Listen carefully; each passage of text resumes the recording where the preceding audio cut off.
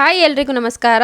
Recipe ವ್ಲಾಗ್ಗೆ ಸ್ವಾಗತ. ಇವತ್ತು ನಾನು ನಿಮಗೆ ಅಂಗಡಿಗಳಲ್ಲಿ ಸಿಗುವಂಥ ಪೀನಟ್ ಬಟರ್ನ ಮಿಕ್ಸಿ ಜಾರ್ನಲ್ಲಿ ಮನೆಯಲ್ಲೇ ಯಾವ ರೀತಿ ಮಾಡ್ಕೋಬೋದು ಅನ್ನೋದನ್ನು ಈ ವಿಡಿಯೋದಲ್ಲಿ ತಿಳಿಸ್ಕೊಡ್ತೀನಿ.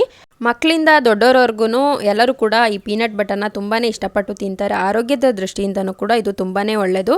ಬನ್ನಿ ಹಾಗಿದ್ರೆ ಇದನ್ನು ಯಾವ ರೀತಿ ಮಾಡೋದು ಅಂತ ಈ ವಿಡಿಯೋದಲ್ಲಿ ತಿಳಿಸ್ಕೊಡ್ತೀನಿ. ಇದನ್ನು ಇಂಗ್ಲೀಷಲ್ಲಿ ಪೀನಟ್ ಬಟರ್ ಅಂತ ಕರೆದ್ರೆ ಕನ್ನಡದಲ್ಲಿ ಶೇಂಗಾ ಬೀಜದ ಬೆಣ್ಣೆ ಅಂತಲೂ ಕೂಡ ಕರಿಬೋದು. ಪೀನಟ್ ಬಟರ್ ಮಾಡೋದಕ್ಕೆ ಅರ್ಧ ಕೆಜಿಯಷ್ಟು ಶೇಂಗಾ ಬೀಜನ ತೊಗೊಂಡಿದ್ದೀನಿ. ಈ ಶೇಂಗಾ ಬೀಜನ ಸ್ಟವ್ ಮೇಲೆ ಒಂದು ಬಾಣಲಿನ ಇಟ್ಕೊಂಡಿದ್ದೀನಿ. ಇದು ಸ್ವಲ್ಪ ದೊಡ್ಡದಿದೆ, ಅದರಿಂದ ಅರ್ಧ ಕೆಜಿನ ಪೂರ್ತಿಯಾಗಿ ಹಾಕಿ ನಾನಿಲ್ಲಿ ಹುರಿತಾ ಇದ್ದೀನಿ. ಬಾಣಲಿ ಸಣ್ಣದಾದರೆ 1-2-3 ಸಲ ಹಾಕಿ ಚೆನ್ನಾಗಿ ಹುರ್ಕೋಬೋದು. ಇದನ್ನು ಲೋ ಫ್ಲೇಮಲ್ಲಿಟ್ಟು ನಿಧಾನ ಊರಿನಲ್ಲಿ ಹುರಿಬೇಕು. ಇದನ್ನು ಹುರಿಯೋದಕ್ಕೇ ತುಂಬ ಟೈಮ್ ತೊಗೊಳ್ಳೋದು. ನಾವು ಹುರಿದು ಇಟ್ಕೊಂಡ್ರೆ ಬೇಗನೆ ಮಾಡಿಬಿಡ್ಬೋದು. 5-10 ನಿಮಿಷದಲ್ಲಿ ಪೀನಟ್ ಬಟರ್ ಆಗಿಬಿಡುತ್ತೆ. ಆದರೆ ಈ ಹುರಿಯೋದು ಚೆನ್ನಾಗಿ ಹುರಿಬೇಕು. ಯಾಕಂದರೆ ಕೆಲವೊಂದು ಬೆಂದು ಕೆಲವೊಂದು ಬೇಯದೇ ಇದ್ರೂ ಕೂಡ ಪೀನಟ್ ಬಟರ್ ಚೆನ್ನಾಗಾಗೋದಿಲ್ಲ. ಆದ್ದರಿಂದ ನಿಧಾನ ಊರಿನಲ್ಲಿ ಸ್ವಲ್ಪನೂ ಕಪ್ಪಾಗದೇ ಇರೋ ಥರ ಚೆನ್ನಾಗಿ ಇದನ್ನು ಹುರ್ಕೋಬೇಕು. ಶೇಂಗಾ ಬೀಜ ಚೆನ್ನಾಗಿ ಬೇಯಲಿಲ್ಲ ಅಂದ್ರೂ ಕೂಡ ನಾವು ಮಾಡುವಂಥ ಪೀನಟ್ ಬಟರ್ ಏನಿದೆ ಅದರ ಟೇಸ್ಟು ಕೂಡ ಚೆನ್ನಾಗಾಗೋದಿಲ್ಲ.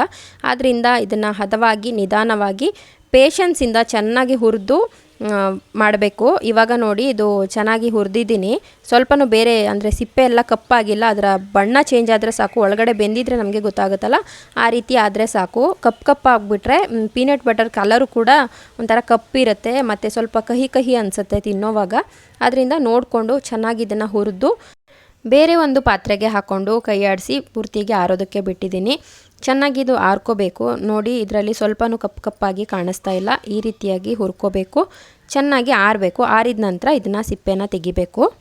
ಸಿಪ್ಪೆನ ತೆಗೆಯೋದಕ್ಕೆ ಇಲ್ಲಿ ನಾನು ಹಾಗೇ ಕೈಯಲ್ಲಿ ಕಿವುಚಿ ಇದನ್ನು ಸಿಪ್ಪೆನ ತೆಗಿತಿದ್ದೀನಿ. ಇದ್ರ ಬದಲಾಗಿ ನೀವು ಪ್ಲಾಸ್ಟಿಕ್ ಕವರ್ ಒಳಗಡೆ ಹಾಕ್ಬಿಟ್ಟು 1-2-3 ಸಲ ಚೆನ್ನಾಗಿ ಉಜ್ಜಿದ್ರೆ ಹೋಗುತ್ತೆ. ಆದರೆ ಕೆಲವೊಂದು ಒಂದೊಂದು ಉಳ್ಕೊಂಡಿರುತ್ತಲ್ಲ ಅಂತ ಹೇಳ್ಬಿಟ್ಟು ನಾನು ಕೈಯಲ್ಲೇ ಇಲ್ಲಿ ತೆಗಿತಾ ಇದ್ದೀನಿ.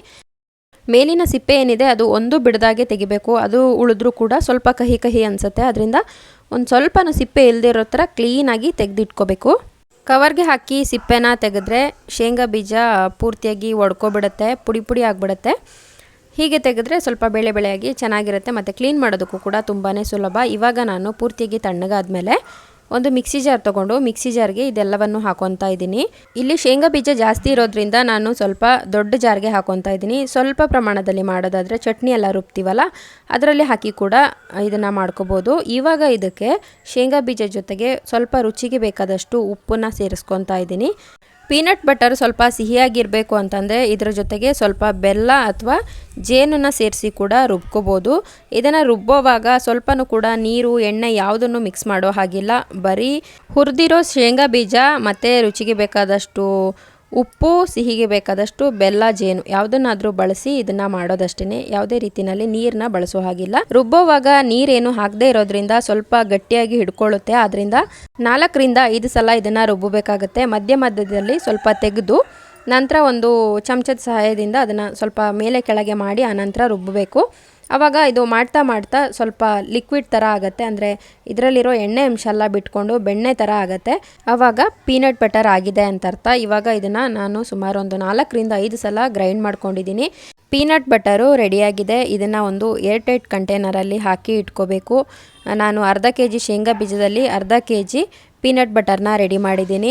ಇದೇ ಪೀನಟ್ ಬಟರ್ನ ನೀವು ಅಂಗಡೀಲಿ ತೊಗೊಳೋದಕ್ಕೆ ಹೋದರೆ 350-400 ರೂಪಾಯಿ ಹೇಳ್ತಾರೆ. ಮನೆಯಲ್ಲೇ ಮಾಡಿಕೊಂಡ್ರೆ 60-70 ರೂಪಾಯಿಲೇ ಮಾಡಿ ಮುಗಿಸ್ಬೋದು. ಹಾಗೆಯೇ ಇದು ಹೋಮ್ ಮೇಡ್ ಆಗಿರೋದ್ರಿಂದ ಯಾವುದೇ ಶುಗರ್ ಮತ್ತು ಪ್ರಿಸರ್ವೇಟಿವ್ಸ್ನ ಬಳಸ್ತೇನೆ ಈ ಪೀನಟ್ ಬಟರ್ನ ಮನೆಯಲ್ಲೇ ಮಾಡ್ಕೋಬೋದು. ಇದು ಮಕ್ಕಳಿಗೆ ಅಲ್ಲದೆ ದೊಡ್ಡವ್ರಿಗೂ ಕೂಡ ತುಂಬಾ ಒಳ್ಳೆಯದು. ಇದರಲ್ಲಿ ಒಮೆಗಾ ಫ್ಯಾಟಿ ಆ್ಯಸಿಡ್ ಮತ್ತು ಗುಡ್ ಕೊಲೆಸ್ಟ್ರಾಲ್ ಇರೋದ್ರಿಂದ ಬ್ಲಡ್ ಪ್ರೆಷರು ಮತ್ತು ಬ್ಲಡ್ ಶುಗರ್ನ ಇದು ಮೇಂಟೈನ್ ಮಾಡುತ್ತೆ. ಹಾಗೆಯೇ ಹೃದಯ ಸಂಬಂಧಿತ ಕಾಯಿಲೆಗಳು ಬರೋದನ್ನು ಕೂಡ ಇದು ತಡೆಯುತ್ತೆ.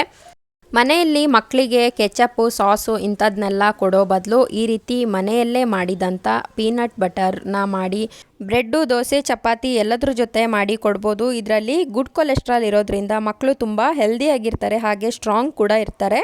ಇವತ್ತಿನ ಈ ರೆಸಿಪಿ ವಿಡಿಯೋ ನಿಮಗೆ ಇಷ್ಟ ಆಗಿದೆ ಅಂತ ಭಾವಿಸ್ತೀನಿ. ಇಷ್ಟ ಆಗಿದ್ದರೆ ಲೈಕ್ ಮಾಡಿ, ಹಾಗೆ ನನ್ನ ಚಾನಲ್ನ ಸಬ್ಸ್ಕ್ರೈಬ್ ಮಾಡದೆ ಈ ವಿಡಿಯೋನ ಇಷ್ಟೊತ್ತು ನೋಡಿದರೆ ಸಬ್ಸ್ಕ್ರೈಬ್ ಮಾಡಿ. ಹಾಗೆ ನಿಮ್ಮ ಫ್ರೆಂಡ್ಸ್ ಮತ್ತು ಫ್ಯಾಮಿಲಿ ಜೊತೆ ಇದನ್ನು ಶೇರ್ ಮಾಡಿ.